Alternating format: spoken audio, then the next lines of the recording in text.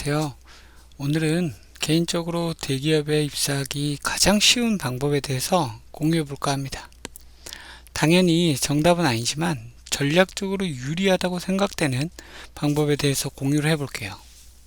업계마다 다소 차이가 있을 수도 있지만 우리나라의 기업은 크게 네 가지로 분류할 수 있습니다. 먼저 중소기업입니다. 중소기업은 일반적으로 자산 총액이 5천억 미만인 회사를 말합니다. 분류상 5천억이지 훨씬 적은 자산을 가진 회사들이 줄을 이루는 게 중소기업이죠. 다음은 중견기업입니다. 자산 총액이 5천억을 넘는 회사로 분류할 수 있는데 연봉이나 복지 면에서 중소기업보다 좋은 조건들이 많고 심지어 대기업보다 좋은 회사들도 많이 있습니다. 잘 찾아보면 정말 좋은 중견기업들이 많이 있습니다. 다음은 외국계 기업입니다. 외국계 기업의 경우 해외 기업 자본인 100%에서 50% 이상이 투입된 회사를 말합니다. 구글이나 SAP, 후지츠 등의 회사들이 있습니다. 외국계 회사의 경우 미국, 유럽, 일본 등의 출신 나라에 따라서 기업 문화가 미묘하게 상이한데 한국에 들어온 지 오래되면 한국 문화와 외국 문화가 미묘하게 섞여서 장단점들이 많습니다. 마지막으로 대기업입니다. 대기업은 자산 총액 10조 이상인 회사들로 분류를 할 수 있는데요. 삼성, 현대, LG 등이 대표적인 대기업이라고 할 수 있습니다. 대기업의 경우 연봉, 복지 등이 최대 장점이라고 볼 수 있겠네요. 자, 그러면 대기업에 가기 위한 방법 무엇이 있을까요? 당연히 시작부터 대기업으로 하는 경우가 있겠죠. 신입 공채를 통해서 대기업으로 바로 입사하는 경우가 그 대표적이죠. 낙하산으로 가는 경우가 있다고 하는데 제 실제로 주변에서 본 적은 없어서 그 부분은 패스하겠습니다. 다른 방법으로는 여러 가지가 있겠죠. 중소기업에서 바로 대기업으로 가는 방법이라든지 중견기업을 거쳐서 대기업으로 가는 방법, 혹은 외국계나 중견기업에서 바로 대기업으로 가는 방법이 있습니다. 오늘 제가 말씀드리고 싶은 부분은 시작을 중소기업에서 하는 방법입니다. 왜 그런지 한번 살펴보겠습니다. 2022년 대기업 신입사원 합격 평균 스펙입니다. 취업사이트 잡코리아에서 조사한 결과인데 평균 학점 4.5점 만점에 3.7점, 영어 성적의 경우 토익은 846점, 오픽은 IH 등급을 가지고 있습니다. 토익 스피킹으로는 6급을 보유하고 있고요. 그 밖에도 각종 자격증과 공모전 수상 경력을 가지고 있습니다. 신입사원 합격을 위해 인턴십 경험자도 38%가 넘습니다. 제가 취업할 때도 고스펙의 취업난이었는데 요즘은 점점 스펙이 높아지는데 취업은 어렵기는 매한가지인 것 같습니다. 자, 대기업 취업 채용 동향을 좀 살펴볼게요. 대기업에 입사하기 위해서는 신입사원뿐만 아니라 경력직의 비율도 상당합니다. 전체 인원 중에 60%는 신입사원, 나머지는 경력직 입사자란 말입니다. 신입사원의 경우 공채 위주로 진행이 되고 있지만 경력직은 수시 채용으로 지속적으로 인력을 충원하고 있습니다.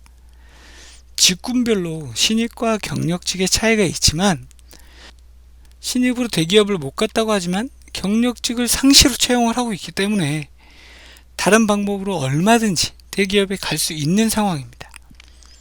최근 트렌드상 대기업도 공채를 줄이고 상시 채용을 늘리는 형태로 좀 변해가고 있는 추세이기도 합니다. 물론 대기업으로 신입사원 입사를 하는 게 가장 좋은 방법이긴 합니다. 나중에 말씀드리겠지만 영번뿐 아니라 장점이 많은 건 사실입니다. 하지만 대학을 졸업하고 대기업 입사를 못했을 경우 다음 년을 기다리면서 대기업 신입으로 가는 것은 비효율적으로 보입니다. 차라리 다른 방법을 노리는 것이 좋을 것 같고, 제가 추천드리는 방법이 중소기업으로 시작하는 방법입니다. 중소기업을 추천드리는 이유는 크게 네 가지로 볼 수 있습니다. 첫째, 중소기업은 우리나라 전체 기업의 99%를 차지하고 있습니다.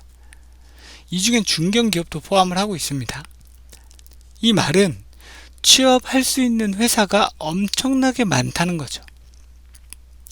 둘째, 중소기업 종사자가 취업 인구의 82%를 차지하고 있습니다. 취업을 했다고 하면 80%는 중소기업에 취업했다는 얘기죠. 셋째, 선호도가 낮습니다. 이거 뭐 다들 아시는 부분이지만 다들 뭐 연봉, 복지가 좋은 회사에 입사를 하고 싶어 하죠. 그런 회사들은 대부분 대기업이기도 하고요. 처음부터 중소기업에 가야지 하시는 분들 상당히 적습니다. 즉, 중소기업 입사는 경쟁률이 굉장히 낮다는 말로 해석할 수 있습니다. 마지막으로 경력직으로 이직이 쉽습니다. 최종적인 골을 대기업 입사라고 봤을 때 중소기업의 경력을 기반으로 대기업 경력직 이직이 생각보다 쉽습니다. 경력직 이직의 경우 신입사원 입사에 필요한 다양한 스펙보다는 업무 적합성에 더욱 중점이 있기 때문에 분야가 잘 맞는다면 쉽게 대기업으로 이직이 가능합니다. 실제로 대기업 근무자들을 살펴보면 중소기업에서 이직해서 오는 경우가 상당히 많기도 합니다. 중소기업, 대기업 입사에 연봉을 빼놓고 말할 수가 없습니다. 당연히 대기업이 중소기업보다 연봉이 높은 건 사실이고, 하지만 뭐 중소기업에서 2, 3년 경력을 쌓고 대기업으로 이직을 고려한다고 했을 때 그 차이는 그렇게 크지 않습니다. 그리고 대기업에서 연봉을 상승을 조금씩 하는 것보다 이직하면서 연봉을 크게 상승하는 것이 연봉 상승에 더 큰 효율적인 방법이기도 하고요. 이직은 중소기업, 대기업을 떠나서 연봉 상승에 큰 영향을 주는 부분이라서 많은 분들이 이직 준비를 하고 실제로 많은 이직자들이 발생하기도 하죠. 자, 정리 한번 해보겠습니다. 가능하다면 대기업 입사는 신입사원부터 시작하는 게 좋습니다. 근데 그게 불가능할 경우 중소기업을 발판으로 대기업 경력직 입사를 노리는 것이 좋습니다. 앞서 말씀드렸지만 신입보다 경력직 입사가 업무 적합성이 맞다면 훨씬 쉽습니다. 마지막으로 연봉은 장기적으로 좀 봤을 때 큰 차이도 아니고 충분히 메꿀 수 있습니다. 오늘은 이 정도로 마무리하도록 하겠습니다. 이상입니다.